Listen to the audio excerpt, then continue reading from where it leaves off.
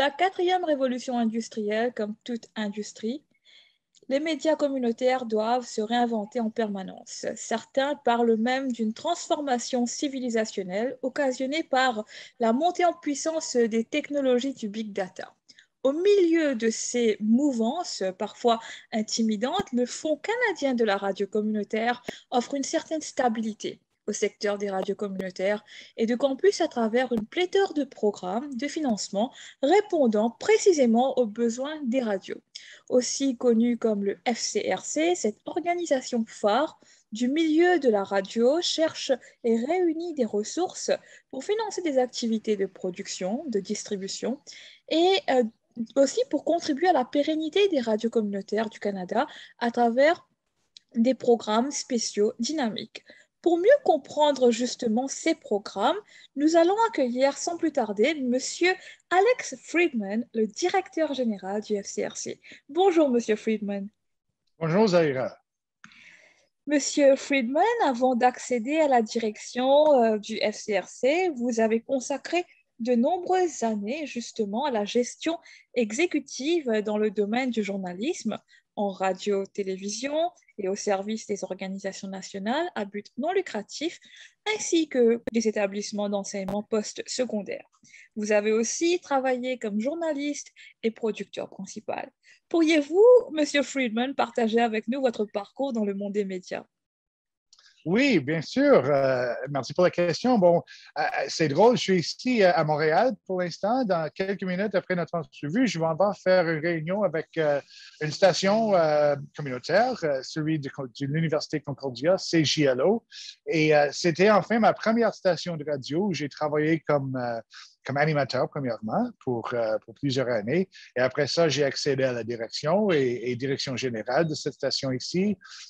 C'était une station. On avait deux stations de radio à Concordia et on les a mis ensemble. Et encore, cette station est en vie et ça joue de la musique internationale et intéressante, communautaire. Et ça joue un rôle important dans la communauté de l'île de Montréal. Alors, c'est la première arrêt. Après ça, j'ai fait mon bac en journalisme, sciences politiques. Je suis allé à Radio-Canada. J'étais avec Radio-Canada, CBC enfin, pour une quinzaine d'années, où j'ai fait plusieurs choses dans plusieurs différentes villes. Principalement, j'étais un journaliste d'enquête pour CBC à Winnipeg. Et après ça, j'étais le directeur du bureau à la Ville de Québec. Après ça, j'ai travaillé à l'Université Laurentienne comme chef du cabinet pour le président, le recteur. J'ai travaillé avec l'Association des Premières Nations en Ottawa et ça m'a rendu directeur général du Fonds canadien de la radio communautaire. Alors, c'était un parcours un peu ici et là, mais c'était vraiment une bonne carrière. Puis, je me sens dans cette rôle-ci comme j'ai revenu à la maison. À ma passion première, là où j'ai commencé il y a une vingtaine d'années pendant que j'étais à l'université.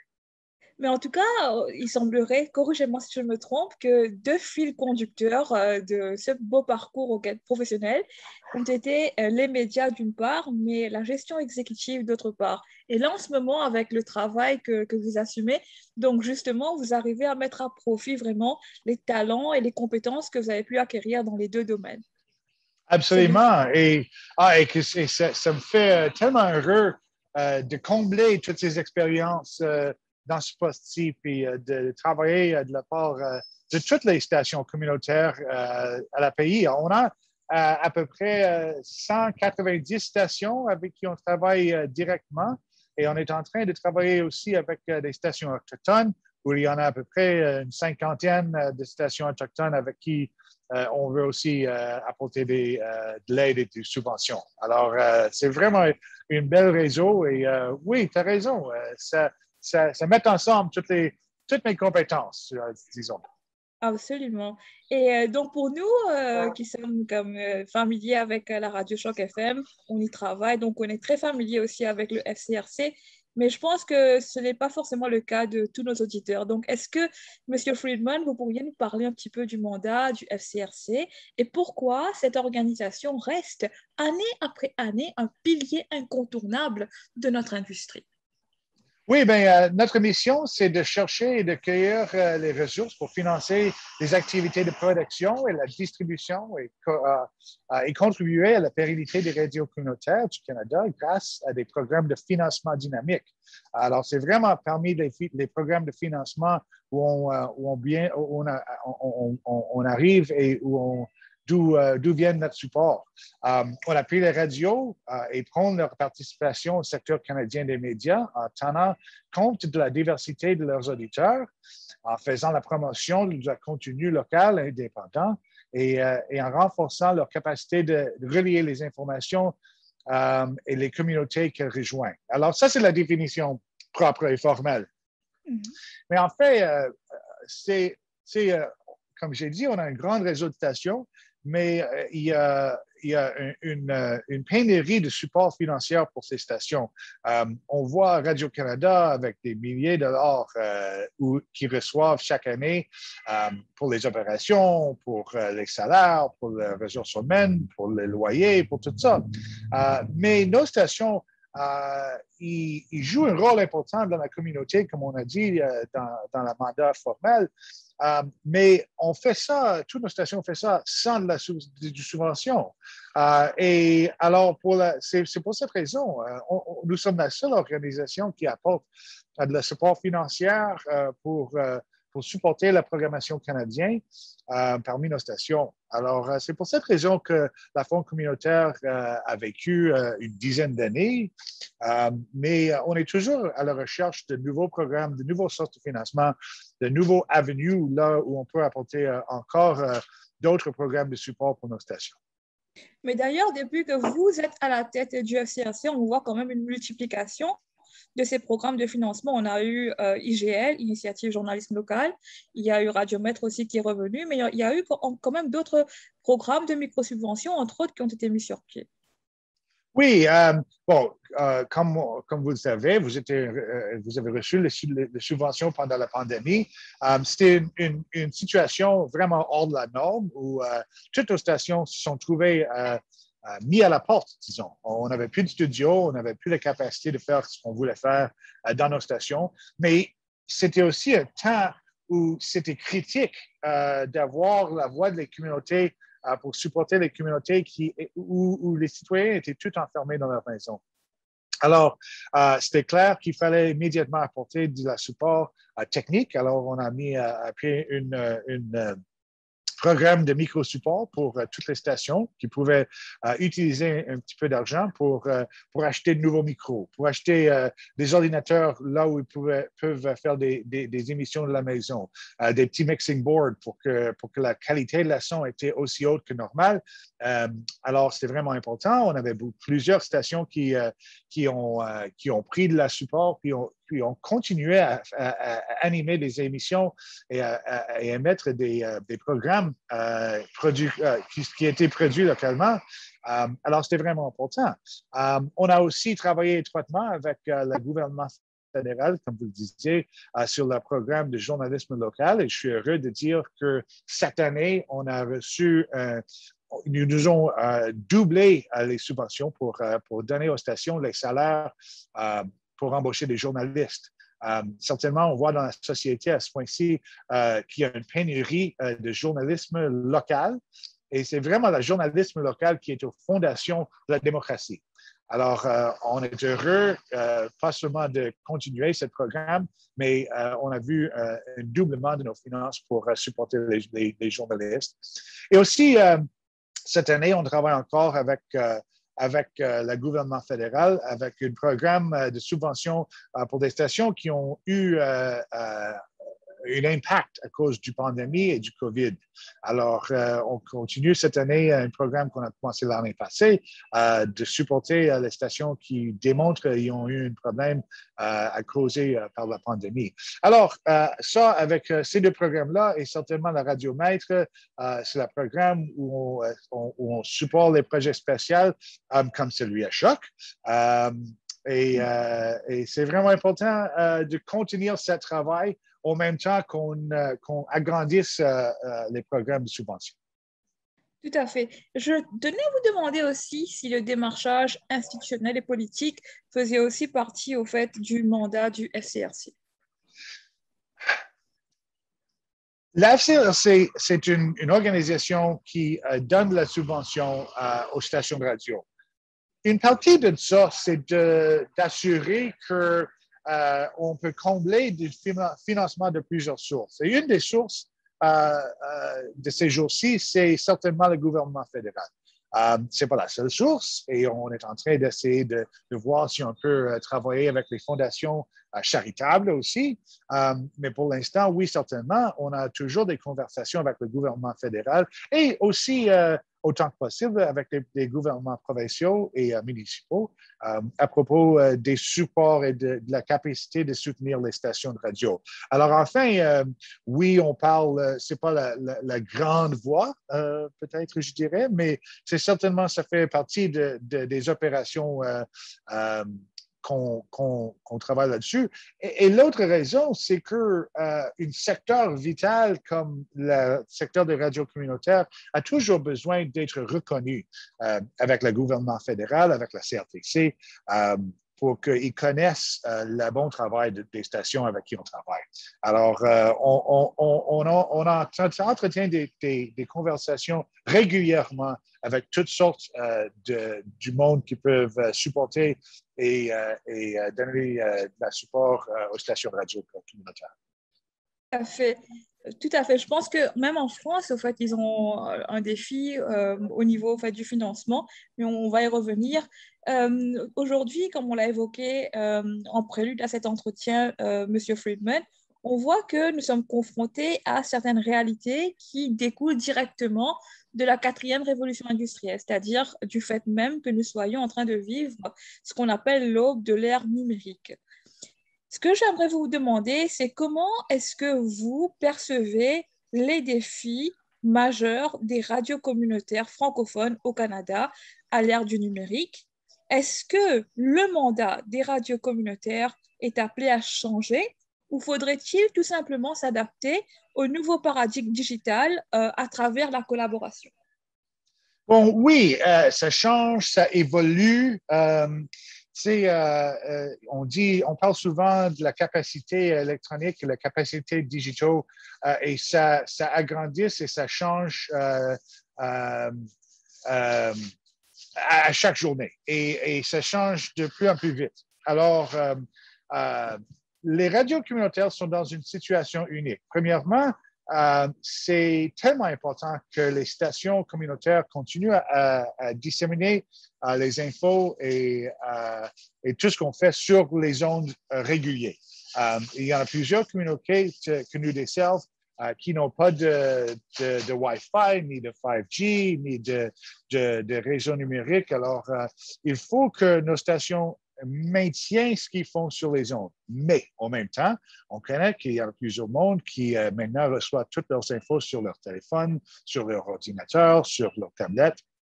Et si nos émissions ne sont pas positionnées dans toutes les manières que le monde veut consommer leurs informations, on manque du monde.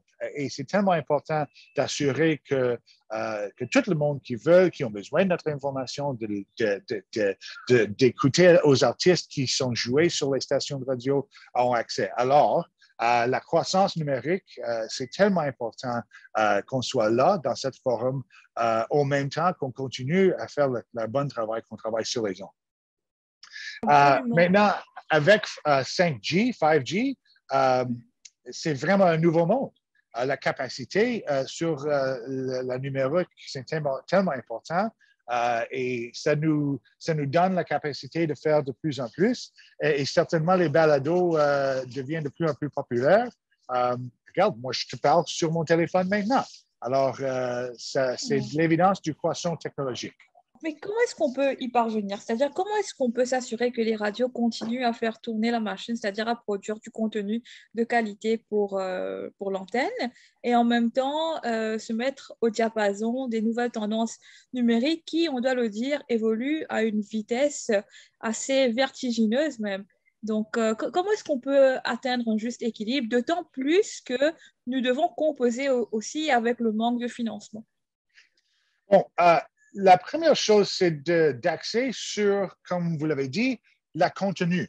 Ce qu'on voit, ce sont des réseaux qui sont tout partout, des nouveaux réseaux de journalisme citoyen, etc. On voit des nouveaux sites web qui veulent faire ci, ça. Tout le monde a besoin du contenu. Et c'est ça la strength, là où les radios communautaires sont les plus importants. C'est qu'on a un réseau de bénévoles ou de staff, des employés qui ont de l'expérience à créer le contenu, soit journalistique, soit artistique, soit peu importe. Et c'est ce contenu qui unit les communautés. Maintenant, on voit de nouveaux chantiers où on peut émettre ce contenu, mais au centre de toute cette conversation, c'est la contenu. Alors, si nos radios veulent continuer à rester pertinentes dans cette conversation, ça a tout à faire avec ce qu'on produit à l'entier. Absolument. Et on a vu plusieurs rapports qui ont démontré que pendant la pandémie, certains organismes, tous les organismes sans but lucratif, dont font partie justement certaines radios communautaires, on a remarqué justement que ces organismes-là ont accusé un recul au niveau de l'engagement des bénévoles. Ils ont même perdu des bénévoles. Comment est-ce que le FCRC pourrait éventuellement aider les radios qui se trouvent dans cette réalité-là, éventuellement dans le respect de son mandat et dans le cadre des programmes de financement qui sont en place?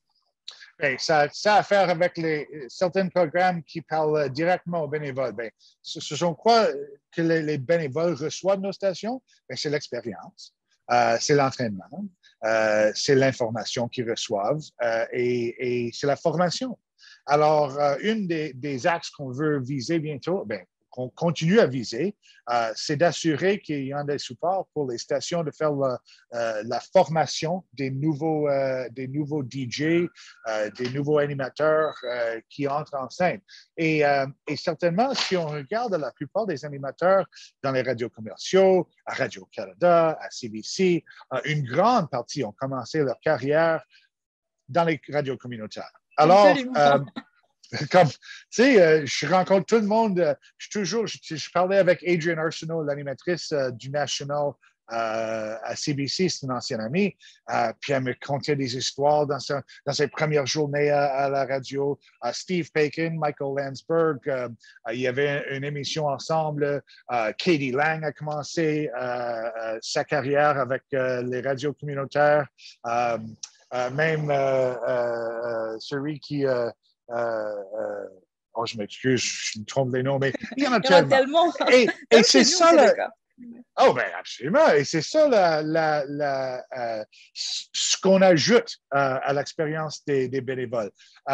Et l'autre chose, c'est que oui, on a certainement vu une diminution des bénévoles pendant la pandémie, mais ça commence à déclencher. Ça commence, on voit des bénévoles qui reviennent. Et aux fondations, c'est pas seulement la formation, mais les bénévoles trouvent aussi qu'avec la station communautaire, ils contribuent à leur communauté. Et ça, c'est à la fondation des bénévoles avec qui on travaille. Et alors, de plus en plus, quand on améliore ce qu'on redonne aux communautés, on verra que les bénévoles sont de retour de plus en plus grand nombre. Absolument. Et on voit aussi que là, en ce moment, on parle beaucoup de la révision de la loi sur la radiodiffusion.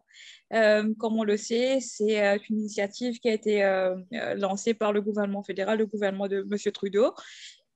Donc, est-ce que le FCRC aurait fait des recommandations au CRTC à ce sujet? Et si oui, pourriez-vous nous en partager les grandes lignes, s'il vous plaît?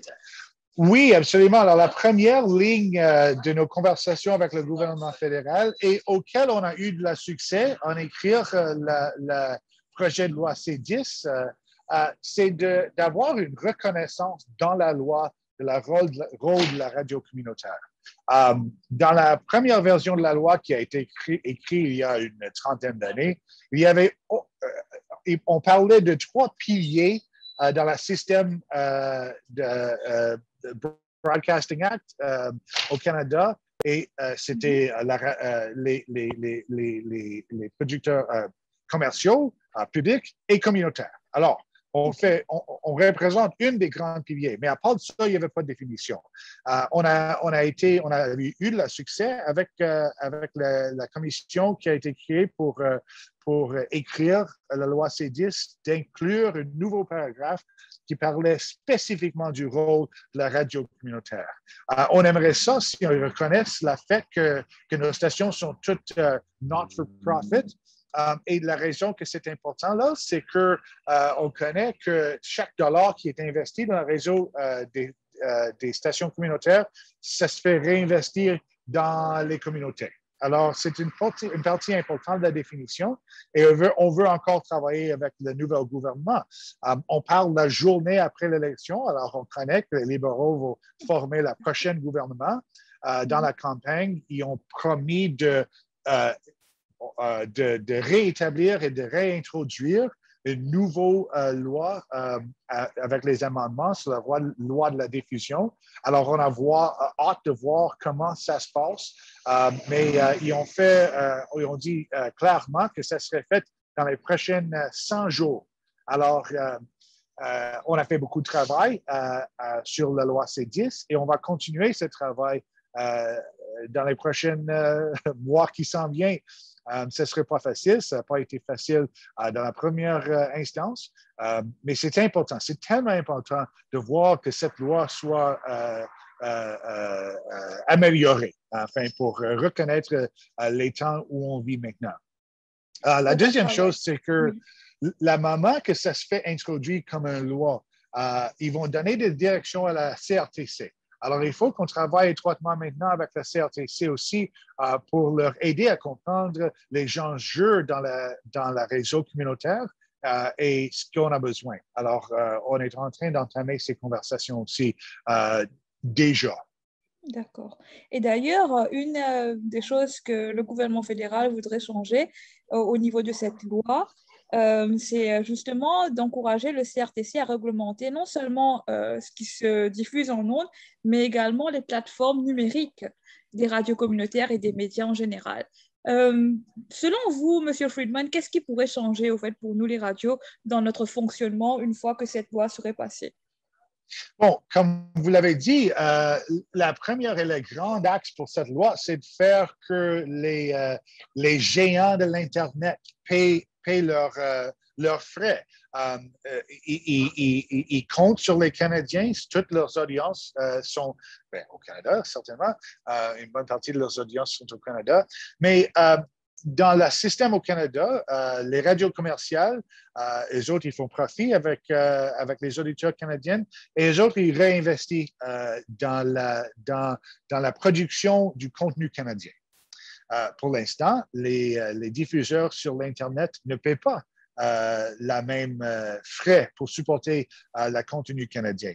Mais si la nouvelle loi C10 ou quoi que ce soit, je ne connais pas qu'est-ce que ça va être nommé dans le prochain gouvernement, mais si le nouveau amendement de la loi des diffuseurs on a le succès avec celui-là, ça va faire que les grands géants de l'Internet, Spotify, Netflix, tout ça, ils vont falloir payer leurs frais, disons. Alors, ce qui est important pour les radios communautaires, c'est que cet argent soit réinvesti grandement dans la production de la contenu canadien. Et comme on a dit, les radios communautaires jouent un grand rôle. Alors, la prochaine conversation avec la CRTC, à ce point-là, c'est comment est-ce qu'on va réinvestir cet argent dès que ce soit un taxe ou un frais, quoi que ce soit, ça arrive. Et comment ça va être distribué aux stations communautaires. Et c'est une conversation, comme je dis, qui est en cours et on va voir comment ça se passe. Absolument. En tout cas, on a hâte de voir les résultats parce que on remarque quand même il y a d'énormes inquiétudes au niveau de la redistribution justement de cet argent-là, si jamais ce projet de loi venait à être concrétisé, parce que quand on parle de réinvestir au fait cet argent, ces fonds dans la création de contenu canadien, il faut se dire qu'on a vraiment, on doit définitivement composer avec le phénomène de prolifération de contenu canadien, on doit composer avec les besoins du diffuseur national, on doit composer avec les besoins des radios communautaires aussi, entre autres. Donc, ce sera Oui. intéressant de voir comment elles vont équilibrer au fait ces impératifs. Et je dirais aussi, Zahra, que c'est important, pas juste que le Fonds communautaire ait ces conversations et pas juste que la direction de nos stations comme Choc FM ont ces conversations, mais c'est vraiment important que tous nos auditeurs prennent un moment pour écrire aux membres du Parlement, prennent un moment pour écrire au CRTC puis leur dire, Carl, la station que j'écoute, c'est important. C'est important pour moi, c'est important pour ma communauté.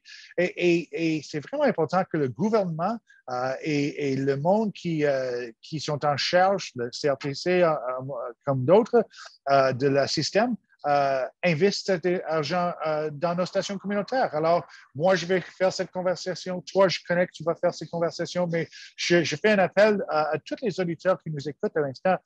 Prenez quelques moments, envoyez un courriel. Ça va nous donner beaucoup de support dans cette conversation. Absolument, je pense que ce sont les mots les plus sages qu'on aurait pu prononcer sur cette question. Merci pour cela. On voit aussi que, comme vous l'avez mentionné, il y a plusieurs projets en perspective au niveau du FCRC. Est-ce que vous pourriez nous parler un petit peu des projets phares sur lesquels vous et votre équipe travaillez présentement? Oui, certainement. Bien, on continue à travailler sur la radiomètre pour supporter les projets spéciaux. Je veux voir le projet du IGL, Initiative de journalisme local. Pour l'instant, c'est un projet de 5 ans. On est dans la troisième année de ce projet. Je veux voir que ce programme soit étendu en pérennité. Et deuxièmement, qu'on a assez de subventions dans ce programme pour qu'on puisse continuer le travail qu'on a déjà commencé. Alors, ça, c'est un projet là où on travaille. On travaille certainement maintenant sur redistribuer quelques fonds qu'on reçoit pour assurer pas juste comme l'achète quand on fait la transition digitale ou numérique, mais aussi l'entraînement pour les stations pour qu'ils sachent comment travailler avec les nouveaux moyens de diffusion et de les exploiter du meilleur sens. Alors, on veut s'assurer qu'il y a un programme de transition digitale. On veut aussi assurer que, comme j'ai dit, qu'on puisse travailler avec nos collègues dans les réseaux autochtones. Et qu'on a la capacité de supporter la conversation autour des langues autochtones. Alors, ça, c'est un autre projet fort. Et dernièrement, aux fondations, ce qu'on fait, c'est de la support structurel et intégral pour les stations. Et on est en train d'avoir des conversations avec le gouvernement dans cette domaine-là aussi. D'accord. Et sans indiscrétion, est-ce qu'il y a des appels à projets en perspective dans les 3 prochains mois, M. Friedman? Ben, comme je dis, on a le top-up pour le IGL et on a les subventions pour le COVID dans les prochains quelques mois. Alors, on a reçu le green light pour tous ces deux projets-là. Et avec les autres projets, je te tiens au courant. D'accord, c'est bien noté. Monsieur Friedman, avant de clôturer ce bel entretien, est-ce que vous aurez un mot de la fin pour les auditeurs et les auditrices de Choc FM? Bien, je vais simplement dire que vous autres, vous représentez à Toronto la communauté francophone, une importante communauté. Et je veux aussi dire que le travail, ça ira, que toi et ton équipe faites pour supporter cette communauté, c'est tellement important. Il faut que les Franco-Ontariens aient une voix forte. Ça vient pas juste des stations de radio, mais de tous les citoyens qui continuent à parler en français à la maison avec leurs enfants, entre eux autres. Et c'est pour vous autres qu'on travaille à chaque journée. Alors, je dis merci beaucoup aux francophones ontariens de ce que vous faites à chaque journée pour assurer la vitalité de la langue française et qu'on va continuer à travailler ensemble. Et merci à vous et à toute l'équipe du FCRC pour le soutien dont vous nous faites preuve d'année en année. On en est vraiment très reconnaissants. Et ces financements nous ont permis de faire concrétiser pas mal de projets très ambitieux, bien sûr dans l'intérêt supérieur de nos communautés. Merci infiniment encore une fois pour ce bel éclairage, Monsieur Friedman. On enchaîne avec la suite de la programmation sur le 105.